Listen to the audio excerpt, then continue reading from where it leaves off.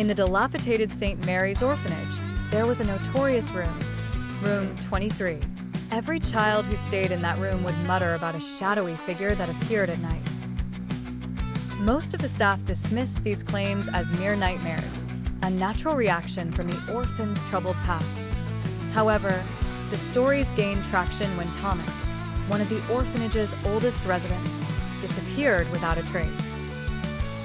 The administration had initially thought he had run away, but the other children insisted he had been taken by the shadow. Over time, the room was locked and avoided, whispered about only in hushed tones and fearful glances.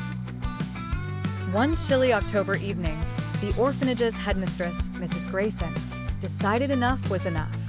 She gathered a team of 3 staff members and a local journalist, Claire, to uncover the truth. The group entered room 23 equipped with flashlights, cameras, and a recorder that Claire insisted would pick up any paranormal activity. Within minutes of entering, an eerie chill enveloped the room. The shadows on the walls seemed to move independently of the light sources. Suddenly, the recorder started emitting a high-pitched static, followed by faint whispers. Claire, with a mixture of excitement and fear, pressed on with the investigation. She directed her camera towards an old wardrobe that had been in the room for years, untouched and gathering dust. The wardrobe's doors creaked open slowly on their own, revealing darkness deeper than it should have been. In an almost hypnotic daze, Mrs. Grayson was the first to approach it. As she leaned closer, a freezing hand shot out from the darkness, gripping her wrist tightly. She screamed, yanking her hand back, only to reveal a chilling message etched into her skin.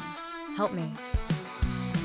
Panic ensued, and the team stumbled out of the room, slamming the door shut behind them. Days later, Claire reviewed the footage. Her hands trembled as she clicked through the stills.